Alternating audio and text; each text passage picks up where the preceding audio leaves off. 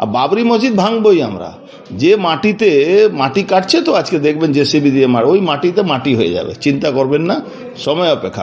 কারো ক্ষমতা থাকলে রুখে নেবে, আমার জিন্দেগি চলে যাবে। 10টা মেরে তারপরে হুমায়ুন কবির মরবে। হুমায়ুন কবিরের জিন্দেগি যে কোনো টাইমে চলে যেতে পারে, কিন্তু 10 জনকে আগে কবরে পুঁতবো, তারপরে হুমায়ুন কবির কবরে যাবে। ওরকম যে খুশি এফআইআর করতে পারে, যা খুশি করতে পারে। কেন্দ্রীয় মন্ত্রী আইন প্রণয়নকারী সদস্য পার্লামেন্টের, ওনাকে আইন, ওখানে মেজরিটি আছে, ওনাদের মন্ত্রিসভা থেকে বলুন যে ভারতবর্ষের সংবিধানে কারো মন্দির করা, মসজিদ করা যাবে না, সেটা ওনারা আইন করে যেটা ঘোষণা করুক, তখন ভাবা যাবে। সুপ্রিম কোর্ট বাবরি মসজিদ মানা করেনি কোথাও। 2019 সালের যে নির্দেশ, তাতে সুপ্রিম কোর্ট বলেছে বিতর্কিত ল্যান্ড রামলীলাকে দেওয়া হয়েছে, সেখানে রাম মন্দির হয়েছে। তাহলে কেউ যদি তার নিজস্ব ল্যান্ডে, আমার পুত্র সন্তান হলে আমি সাদ্দাম নাম রাখবো, না বাবর নাম রাখবো, না হুমায়ুন নাম রাখবো, না শাহজাহান রাখবো, এটা আমার বিষয়। कौन बोलने वाला है जो योगी आदित्यनाथ मुझे बोलेंगे? कौन बोलने वाला है? अर्जुन सिंह बैरकपुर পেয়েছে, মুর্শিদাবাদ। এটা মুর্শিদাবাদের মাটিতে দাদাগিরি করলে পুঁতে দেবো অর্জুন সিংকে, একদম আস্ত পুঁতে দেবো। আসুক না, লাখ লাখ লোককে অর্ডার দিয়ে দেবো অর্জুন সিংকে একবারে জ্যান্ত, যেমন এদের একটা বৈরাগ্যদের মৃত্যু হলে খাড়া করে পুঁতে, অর্জুন সিংকে খাড়া করে গর্ত করে পুঁতে দেবো। বাবরি যাত্রা, বাবরি মসজিদ হচ্ছে, অনেক বিরোধিতা হচ্ছিল, তারা বলছিল বাবরি মসজিদ করতে দেব না, করবে না, করতে পারবে না। বাবরি মসজিদের তো আনুষ্ঠানিকভাবে আজকে লাখো লাখো মানুষের সামনে আমাদের বেশ ঢালাই শুরু হয়ে গেছে, কাজ চলছে, কেউ রুখতে পারেনি। আগামী দিনে বাবরি মসজিদের গোটা ভারতবর্ষের মানুষকে আরো জানানোর জন্য বাবরি যাত্রা হবে।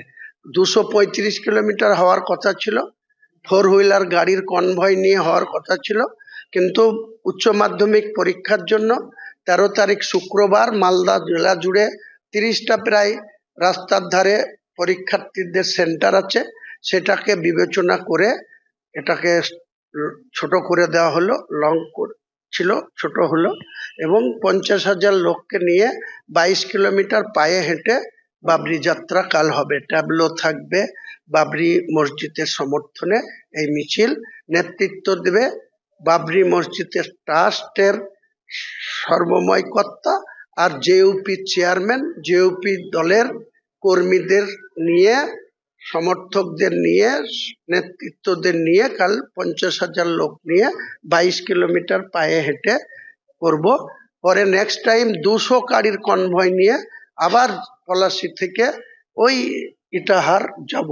সেটা প্রশাসনের সাথে কথা বলে, পরীক্ষা থাকবে না, ছুটি থাকবে, সেই ডেটে নেক্সট টাইম সেটা ঘোষণা করব।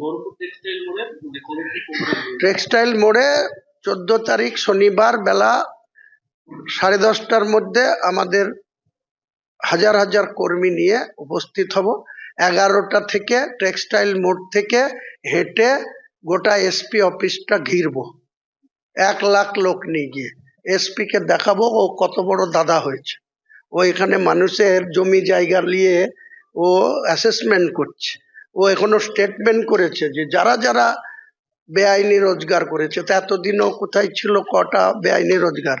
আমার যে সব মেয়ের নামে জমি জায়গা, এমন বাহাদুর পুলিশ অফিসার যেখানে বিল্ডিং আছে, কনস্ট্রাকশন আছে, সেই কনস্ট্রাকশনের ল্যান্ড ফ্রিজ করেনি, বিল্ডিং ফ্রিজ করছে। এই তো হচ্ছে এদের দক্ষতা, এই তো হচ্ছে এদের চামচাগিরি করা। তার কলার ধরে জবাব নেব 14 তারিখে, কলার ধরে। আর ওই অতনু দাস কি করে লালগোলার মুসলিমদের উপরে এত অত্যাচার করে, 50টা মুসলিম ফ্যামিলির লাইফ শেষ করেছে, 20 কোটি টাকা বেআইনি ভাবে ওই মাদক ব্যবসায়ীদের কাছ থেকে টাকা তুলেছে। তার বিরুদ্ধে মমতা ব্যানার্জি যতক্ষণ ব্যবস্থা না নেবে, পশ্চিম বাংলার এই মুর্শিদাবাদ জেলার আইন শৃঙ্খলা কোন জায়গায় পৌঁছাবে তার জন্য দায়ী মুখ্যমন্ত্রী থাকবে। কটা গুলি আছে চালাবে, আর আমাদের কত লোক আছে। বাংলার সকেটের তো কোনো আওয়াজ শুনেনি, যখন আমাদের উপরে গুলি আসবে আমরাও বাংলার সকেট দিতে যখন চার্জ করতে বলবো সেদিন বুঝে নেব কে কোথায় থাকে। আপনার বিরুদ্ধে থানায় অভিযোগ দায়ের হয়েছে, হুমায়ুন কবির কি দমে যাবে এই অভিযোগ? হুমায়ুন কবির কোনো কিছুতে দমবে না, যতক্ষণ হুমায়ুন কবিরকে উপরওয়ালা না দমাবে কোনো মতেই দমার পাত্র হুমায়ুন কবির না।